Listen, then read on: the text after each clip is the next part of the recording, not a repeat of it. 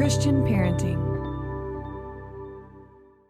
I feel like the Lord constantly in ministry, but especially in parenting, like constantly has me in these moments of like, God, I cannot do this without you. And I think God's like, yeah, correct. You cannot. That is absolutely right.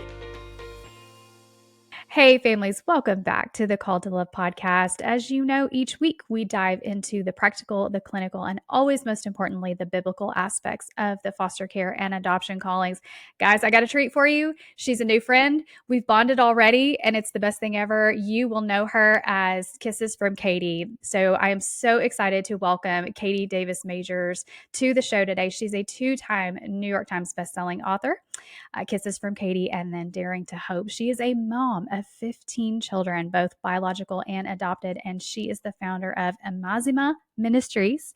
And I can't wait for her just to share her story, a little life update for those of you who know her well and know her story, and just share some insights of the work that the Lord is doing in and through her. Katie, welcome. Thank you so much for being my guest today. Yeah, thank you for having me. Excited to be here.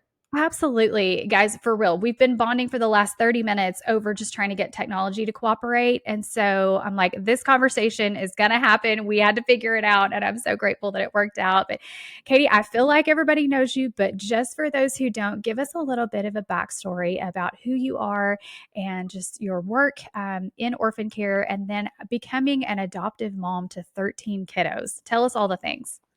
Absolutely. Yeah. So I went to Uganda on a short-term mission trip as a teenager and was invited at that time by a pastor and his wife to come back and live with them originally for a year, just to help them with some programs that they were running at an orphanage that they actually owned and lived on the campus of the orphanage. And so I decided when I graduated from high school to take a gap year between high school and college and go live with this Ugandan family in Uganda and help them with the orphan care work that they were doing. And fell in love with Uganda, fell in love with the culture and the landscape and the people for sure. And it really captured my heart very quickly. But while I was living and working at that orphanage, it came to my attention that most of the children who lived there actually had living relatives, and even a lot of them had living parents. And so this is an old statistic, but 4 or 5 years ago, the statistic was that 85% of children living in institutional care in East Africa actually have at least one living parent. And so parents are not, it's not that they don't want their children. It's not that they don't love their children. Ugandan culture is very communal and very generous and all about bringing people in. But because of just extreme poverty, it's really hard to provide children with their basic needs, especially because school where I was living was not free. And so people were having to pay for their children to go to school. And so in the community where I lived, a lot of parents, and even if children didn't have parents, they had grandparents, aunts, uncles. A lot of guardians were making the decision to send their children to live in this orphanage so that the children would have the opportunity to go to school. I see. The organization would pay for their schooling then. And so that just broke my heart. I was falling in love with these kids, and I felt that it was unfair and not right for them to have to live separate from their family just so that they could have access to education. And so as the year went on, I was becoming friends with a lot of my community members and different families in the communities. Some of these families were being faced with, oh, my child is 5, 6, 7, 8 years old. It's time for them to start going to school, and I'm unable to afford that for them. Should I send them to live somewhere else? Should I send them to live in institutional care? And so I just on a whim, said, oh, to this one grandmother, like, no, I'll pay for your girls to go to school so that you can keep them at home. And, I was 18. I called my mom. I'm like, okay, this is what's going on. We need to scrape together some money to help these people. And of course, it's what it costs to go to school in East Africa is very, very little, comparatively speaking, to what we live on in the United States. And so Right. wasn't super hard to get friends and family from the United States to want to come alongside me and want to send me $50 or $100 to help a family in this way. And so within the first year that I had lived in Uganda, I started sending about 40 children in my community just to local schools. So Wow. collecting money from friends and family at home and using that money to pay for these kids to go to school with the greater like purpose and heart of wanting these families to stay connected and stay Yeah. together and have these children be raised up in their communities, in their homes. And so that was my first year in Uganda. Once the number got to about 40, and I was like, oh, I need to start thinking through making this more official and start thinking through like potentially hiring people to help me out and keep track of different things. Decided to found a nonprofit. That nonprofit is called Amazima. It still exists and is doing great work today. Amazima actually means truth in Mm.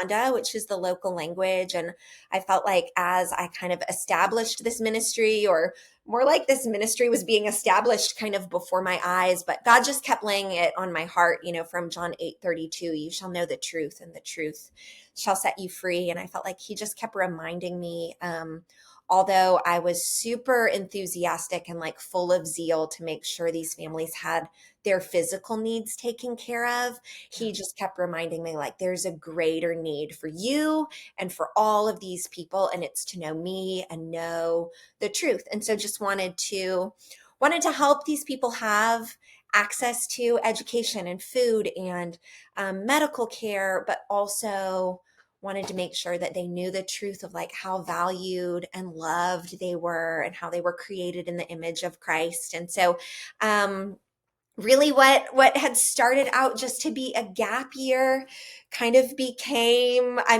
felt like the Lord just kind of slowly revealed to me like, no, this is actually what I'm calling you to, and this is actually Right. going to be your life's work. And so I ended up living in Uganda for the next 15 years. I Wow. met my husband in Uganda. He came over with a completely separate organization, was doing some mission work, was there for a year, and we met and just became really good friends. Over the course of the next many years that I lived in Uganda, we had all kinds of different foster care situations. There would, be families in our community or that I was connected with through ministry that would have an emergency. Or, of course, sometimes there are really difficult situations where, for different reasons, a child doesn't have a living relative to care for them, or the relatives that they do have maybe cannot safely take care of them. And so Right. I kind of my house kind of just became like this ministry hub, and I became someone who, along with like different local officials, people would call when there was a child who didn't have a place to go. And often it was not my intention. I wasn't looking to adopt. It was more like, oh, there's an emergency and this person needs a safe place to stay. And I Yeah. would say, sure, they can stay here until we get it figured out. And we had lots and lots of times where that happened and a child was able to safely eventually go back to family, or we were able to find someone to take care of them. But actually, several different times it happened that we weren't able to have family, and so I would have longer term foster placements, and did end up adopting 13 girls. All They were all different, they came in different sibling sets. And so God grew my family in that way. And then we did go on to have two biological children, so we've got a grand total of 15 children, and they span, a big age gap. And so that's been kind of the way God has built our family. We lived in Uganda as a family for so many years, and then we moved to the United States just a couple of years ago. But the work of Amazima continues. And so I get to be, I miss being more hands on in the day to day, but we have such a fantastic team in Uganda that runs all the day to day operations. And so I get to be here and just kind of spreading the word and getting other people excited about the work that Amazima is doing, and the way that we're just continuing to try to come alongside families and preserve and uplift families and not just the children. And so we have two schools now. We have around 700 students that attend both campuses, but there's a huge community involved involvement push coming out of the schools, because our desire is, again, to just uplift and empower entire families to really be the family that God designed them to be. Yeah, yeah. Oh my goodness. Thank you so much for that update. That is absolutely incredible. And I mean, there's a reason why there are so many who are drawn to your story and just what the Lord has done and continues to do through you. And I mean, it's intriguing on so many levels. And for those of us who are also living in that adoption calling and kind of see but the truth behind the curtain, if you will, of wow, that's so beautiful. And yes, I want to give to that, but that's somebody else's work, right? They kind of leave it too. But for those of us who have said yes and the Lord has engaged us in this calling in one way or another, let's talk a little bit about the hard and the Mm. challenging. I mean, we know it's there, and certainly I would love to hear your perspective on just I teach families about, trauma here in the United States, typically kids coming from the foster care system and things like that. What was your introduction to childhood trauma like, and how did you kind of wrestle with that as just a young adult yourself? And how has your trauma education come to be through everything that you've experienced?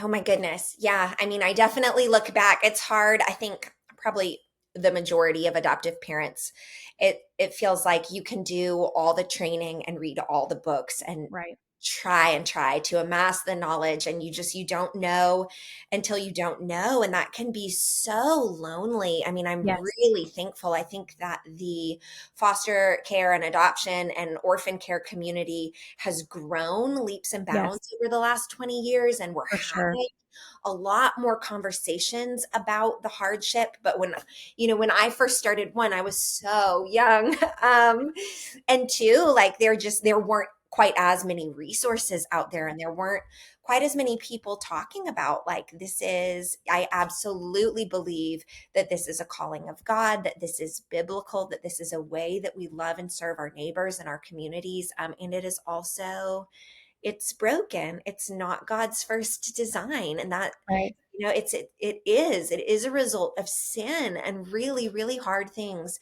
and really sad things, and in a lot of ways, choosing to engage in adoption, choosing to engage in foster care, choosing to engage in any kind of orphan care, whether that's by bringing a child into your home or serving, in a different capacity. You're stepping into a great amount of suffering, and that's something that we see Jesus do. And that's something that, as followers of Jesus, I really do believe that often our call is to step into suffering. Yeah. And that can be really beautiful. And I believe in my own life, the testimony of my own life is that as I have stepped into suffering, he has been near to me and he has met me there. But man, that does not make it easy. And it's That's right. the more people you open yourself up to love and walk alongside, it's like, oh, the deeper you carry that ache on behalf of the families and the children and the different people that you're in relationship with. I know that's true in your work too, right? Whether that's bringing a child into the home or going to a family in need, yet you're opening yourself up to just a lot of sorrow. Yeah.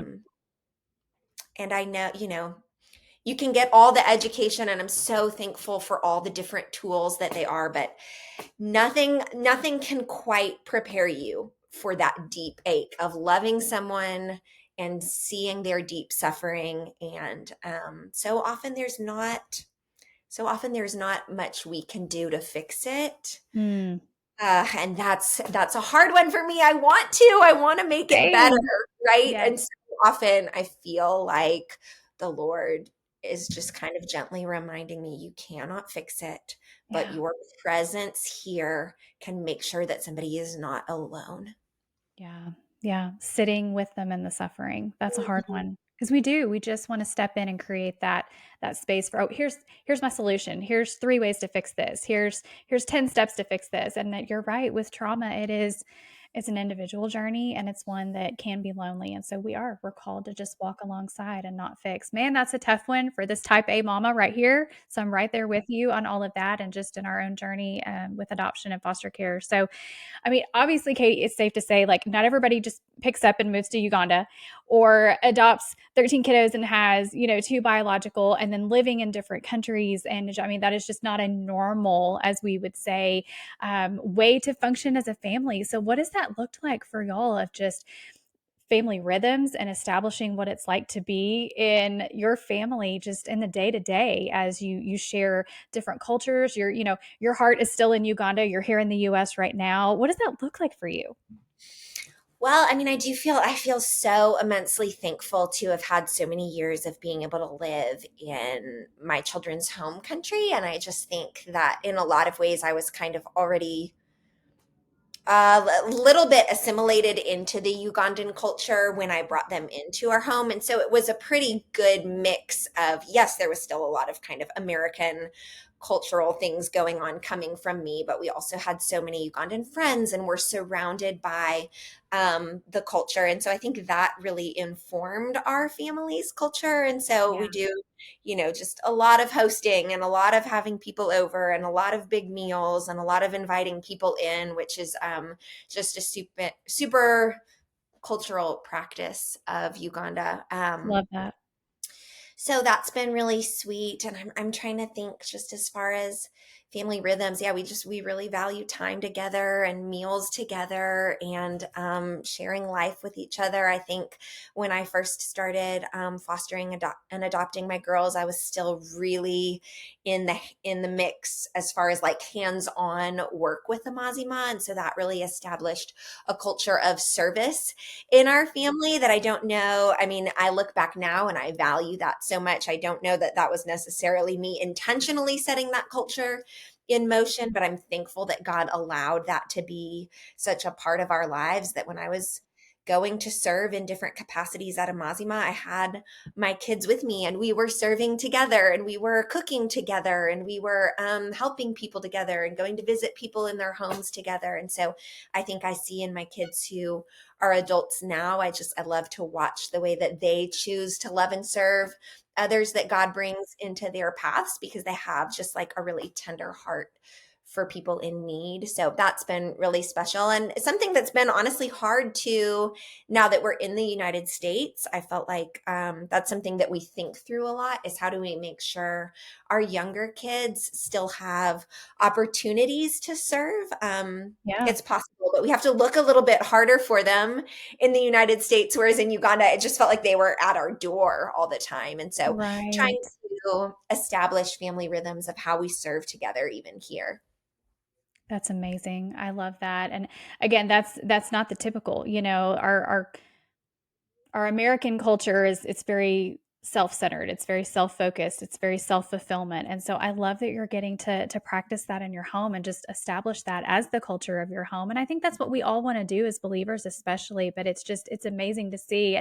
I'm curious, just as I'm thinking through, obviously you became a mom before you were married, right? Yeah.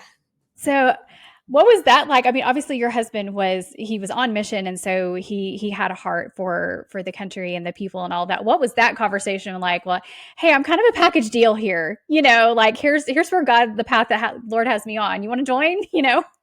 Sure. I mean, I think for me, I was not really necessarily thinking about marriage. I mean, I think that had you asked me, do you want to be married one day? I would have said yes, Yeah. absolutely. But I also felt like I was really just I God had me on this like great adventure of continuing to say yes to the different things that He put in front of me, and I felt that was lonely a lot of times, but I did feel very like fulfilled and satisfied in walking with the Lord in that way. And so yeah, when I first met my husband, I mean, we were just friends. We did the same Bible study together, and he went to the same church that we were going to. And he really just became kind of a family friend and a person that was around in our community. So he knew me, but he also knew the girls and kind of was getting to know us together as the package deal for so many Yeah. years. So we were friends for almost 5 years before we were married. Love that. And so I think, he knew that like, hey, this is what Yeah. I'm doing. Yes. And was excited to become a father and adopt my children as his children too. And I remember, even I do think that having me already having a family it forced the hard conversations really early on in dating, which was Sure. actually helpful, right? It was like, yeah, from day one, like we're either going to talk about the real stuff or we're not, Yeah. we're not going to do this. And so, I love that. yeah, yeah, I just thank God all the time. I'm like, wow, I can't believe you did that for me. I can't believe you. Yeah, it gave us a husband and a father. So sweet. That is amazing. I love that. Gosh, it's such a beautiful story. I'm thinking through just kind of the practicals. Is that I think I told you, like, I have 3 kids and I feel like I'm running around crazy. So I can't imagine 15 and just the logistics of all of that and meeting each of them on that level of connection that each needs, and then balancing what traumas they might be, exhibiting through just behaviors and what they're internalizing about their own stories, and writing books and running an organization and being a wife. How do you balance it all without the burnout? Yeah, great question. I mean, I think number one is like a ton of help. We had a ton of help in Uganda through various community members and different people that worked for me. And just like we had so much help. And just really like leaning on community. I've said this so many times, but we just lived in a very communal way there. And I think it put that desire in me to try to cultivate that more here in the United States, even though it's not as common. And so I think I very quickly got over this kind of like need for independence and need to do it all on my own and need to not ask for help because I had too many kids and too like there was Right. too much to do. I had to ask for help. And so like sometimes when people say like, oh, I just hate bothering people, I'm like, oh wow, I really don't have that. I bother people too. Like, can you please help me? I love that. And we lived in a really small town where our kids could like walk to the things they needed to go to. We could walk to the store, we could walk to the soccer pitch, they could walk to their friends' houses. So there wasn't, I feel like I am running around more in the United States with Yeah. only 5 kids living in my home than I ever was when all 15 lived in my home. So it was kind of like when people hear the number 15 and they're like, oh, how did you do that? We were living in a really different type of community Yeah. context where there wasn't the running around. I mean, even if we Yeah. needed to go to the doctor or the dentist, we could walk there in like 10 minutes. So Wow. that I feel like, and I feel like any amount of kids is kids. As far as like meeting their unique needs and where they were, one, I don't think I always did an excellent job of it. Two, I think just the pace of life was a lot slower. It felt like there was a little more time in the day. And so that's something that I'm always actively reminding myself of here. I think in the United States, it just feels easy to jam pack our schedules with Right. so much where we can be. I mean, I work from home, I homeschool, we're in and around our home all the time, but you can just get so busy that you're in and around your family, right? With your kids or with your spouse or whomever Right. you like, you're in and around them, but you're not seeing them and connecting them with them. So just trying to make time to sit on the couch and read a book to this one or to play my girls, we always loved like card games and Scrabble and different games, and they would come and want to play a game with me. And so to try to at least play a one-on-one game, even if it's 10 or 15 minutes, just to be able to look each other in the eyes and connect instead of always brushing past each other, I think is super helpful. Mm, that is such a great reminder. And you're spot on. Absolutely. I think we all need to be reminded of that, of just that slower pace and to stop and to see and engage with one another. Goodness. Okay. Preaching to my heart today, Katie. That's so, so good. I love it. I want to think about our listeners today who maybe they are just really wrestling with that initial yes. They're feeling that prompting from the Lord to do something that is not typical. It's not comfortable. There's a lot of unknowns. There might be a financial, barrier, all the things that might hinder them from whatever it is that the Lord is nudging them to do, whether it's foster care, whether it is adoption, traveling overseas to serve in some way. How would you speak to those fears today? Mm. I mean, I feel like if God has laid it on your heart, He is going to provide for it. And I don't just mean financial provision. That's just such a small piece of it, but that He's Right. also going to provide you with the strength or the patience or the sustenance or the grace or whatever it is that you need. And I think that does not mean that it's not going to be hard. And it Right. does not mean that it's not going to be lonely. And it doesn't mean that it's not going to be scary, but just that I just it's worth it. It's so worth it. Like I feel like I look back at my life and I would do it again.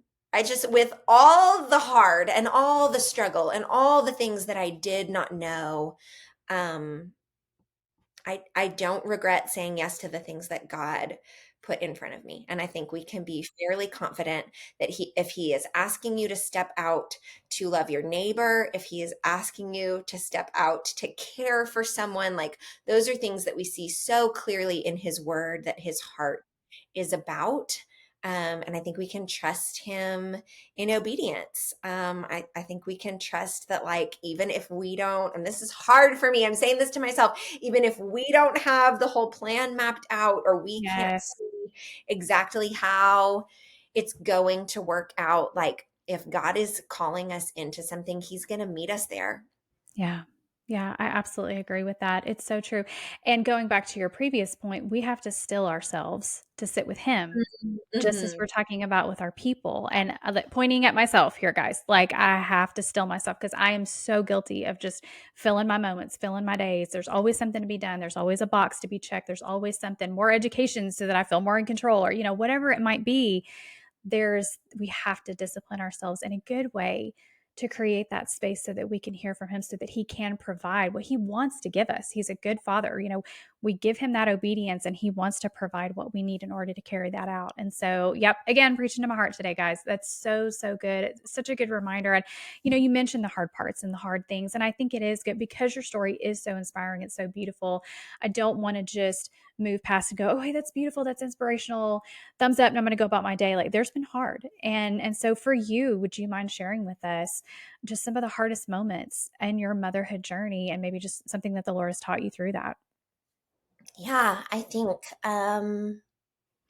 goodness, some of the hardest moments for me are just feeling so ill equipped Mm, to help, when we have, like we talked about this a little bit earlier, like when our child has deep hurt in their background and it's bringing out different behaviors and just like not knowing how to help them, not knowing how to meet them, not, the deep ache of like our inability to go back in yes. time and rewrite the story, our inability to fix, our inability to protect them from the things that we were not present for.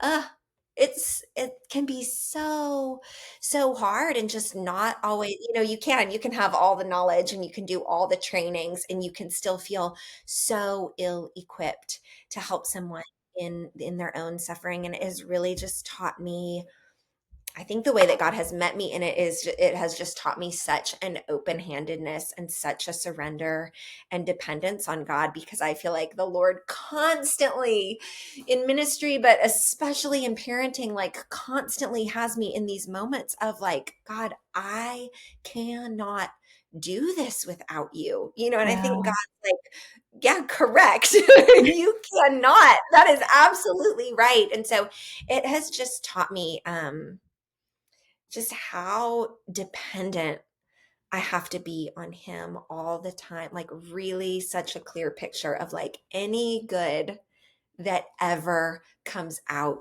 of me is Yeah. straight from the Lord. And without him, no good can come out of me and from my life. And so, man, it's just made me want to stay so close to him in prayer just throughout my days. I mean, just so many scenarios where I'm just like, okay, Lord, if you don't come through here, Yeah. I don't know what we're gonna do. And he's continued to meet me in that, and it has not always looked like I imagined that it would, and it Right. has certainly not been all rainbows and butterflies. There have been beautiful, beautiful parts of our story, yes, but there have been really devastating parts of our story. And I know you would say that about your own story too. And I know so many people listening would go like, man, this is not what I expected, or this Yes. is not what I signed up for. Right. And at the same time, God is still good and he is still carrying us through. Yeah. Absolutely. Oh, that's so beautiful. It's so good. I love it. It's just great reminders and inspiring. Just really because it is all about him. And I think we forget that sometimes. As moms, we take on this, I have to run the show, I have to know all the answers, I have to do all the things, I have to fix all the problems, I have to. And we're so burdened. And the Lord's like, that you were never meant to carry that. Sweet girl, you were never meant to carry that. Like Yes. bring that to me, right? And we were never meant to do it perfectly. And I feel like Right. that's just been so hard for me as my kids have gotten older. I think we Yes. probably, we've done the transition of kids going off to college and into Yeah. adulthood. And I think probably Yeah. many parents at that stage of the game, you look back and you think, ah, if I could have done this, or if I would have done this, or if I Yes. could have done this better, or maybe this wouldn't happen if I had done this. And I can get so stuck there.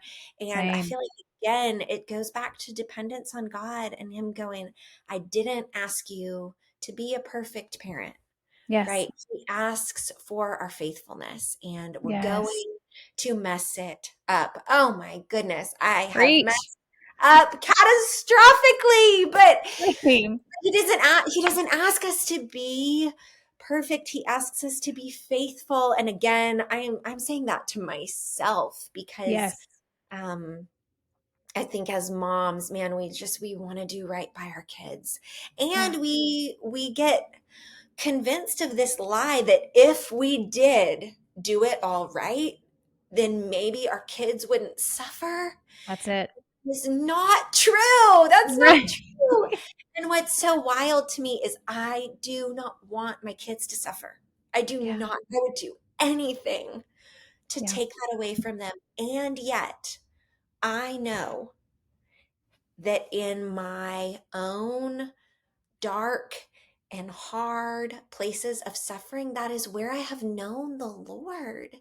And Mm. there are things that my own parents did not and could not have protected me from, that have grown my faith in God and have been the things that have turned my heart toward him. And so I have to talk to myself and to God about this very thing all the Yes. time, and Yes. just remind myself that, like, the hardest moments of my life and the things that I would not have chosen have been the things that have grown my faith and caused me to go deeper with him and caused me to Yes. continue to turning to him. And so I don't want my kids to suffer. And I so want to just remove every hurdle and every roadblock for Yeah. them.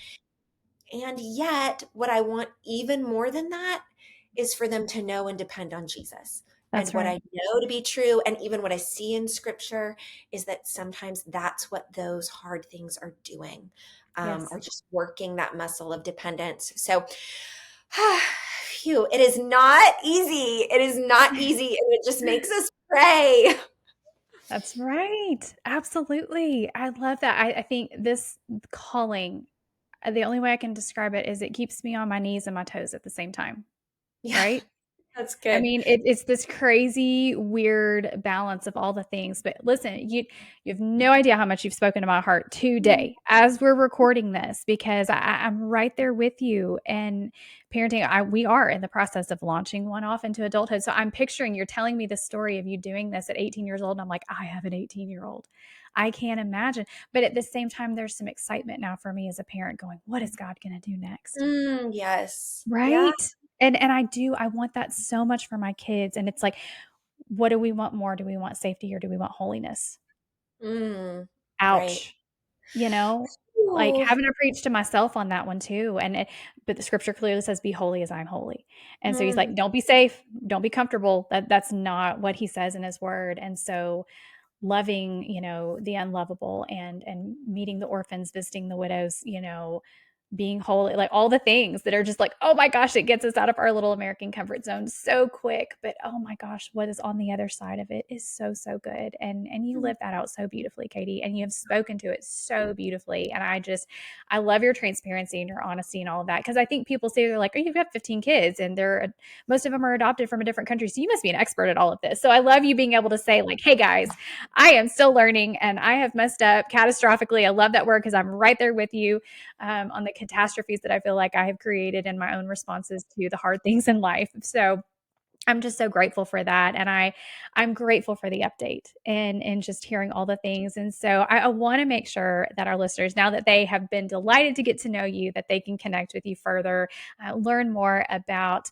Amazima Ministries and just the work that you're doing. So how can they best do that, Katie?